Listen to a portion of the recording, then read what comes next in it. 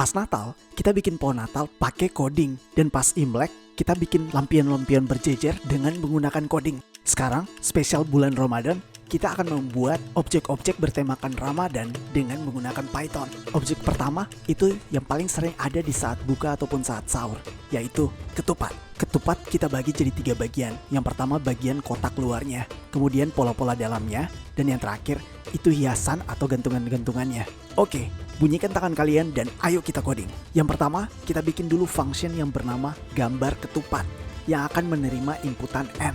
N ini adalah besar dari ketupatnya. Setelah itu kita akan buat for loop. For I in range of n, kita akan print titik secara vertikal gini. Kemudian dalam for loop itu kita akan for loop lagi menggunakan J yang hasilnya akan kayak gini.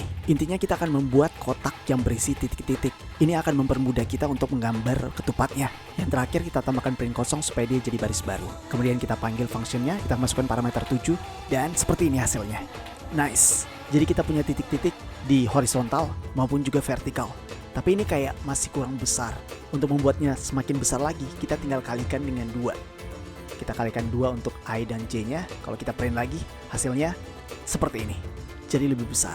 Jadi kita punya kanvas gambar yang lebih luas. Berikutnya gue mau gambar bagian tengahnya dengan garis miring kayak gini. Garis miring itu akan terus ke bawah sampai bagian samping kiri. Untuk membuatnya, kita akan pakai rumus seperti ini. Jika I ditambah dengan J itu sama dengan N, yang inputan 7 tadi, maka kita akan print garis miring. Jangan lupa ditambah N supaya dia nggak bikin baris baru. Dan kalau tidak, kita akan print titik-titik seperti ini. Dan kalau kita jalankan, hasilnya seperti ini. Nice! Dia jadi garis miring lurus ke bawah seperti ini. Berikutnya, kita akan balas garis miring itu dengan garis miring ke sebelah kanan. Rumusnya akan sama tapi kita pakai minus. Jadi J dikurang I sama dengan N. Bentuknya di kode seperti ini. Kita pakai elif, terus kita masukkan rumus tadi, dan kita print garis miring ke kanan. Kita harus print 2 karena kalau garis miring 1 itu nggak akan teroutput. Karena garis miring ke kanan 1 kali itu menandakan escape. Nah, kalau sudah, kita bersihkan dan kita jalankan.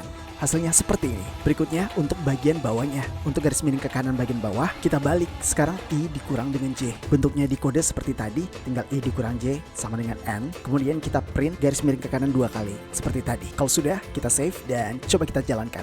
Nice, sudah mulai selesai. Yang terakhir, pola garis miring ke kiri, rumusnya sama kayak yang di pertama, tapi kita kalikan dengan 3 supaya posisinya di bawah sini. Kodenya sama kayak tadi, kita pakai elif, kemudian polanya I ditambah J sama dengan N dikali 3, dan kita ambil print yang pertama tadi. Kita pastikan dan coba kita tes jalankan. Nice! Di sini kita bisa hilangkan titik-titiknya, kita ganti dengan spasi supaya lebih rapi. Dan kalau kita jalankan, hasilnya ketupat bersih. Cuman masih ada kayak kosong di sini. Kita bisa perbaiki dengan kita tambahkan 1 di pola bagian pertama, di for loop I dan J-nya. Dan kalau kita jalankan, seperti ini hasilnya. Berikutnya kita akan bikin pola dalam ketupatnya. Stay tune.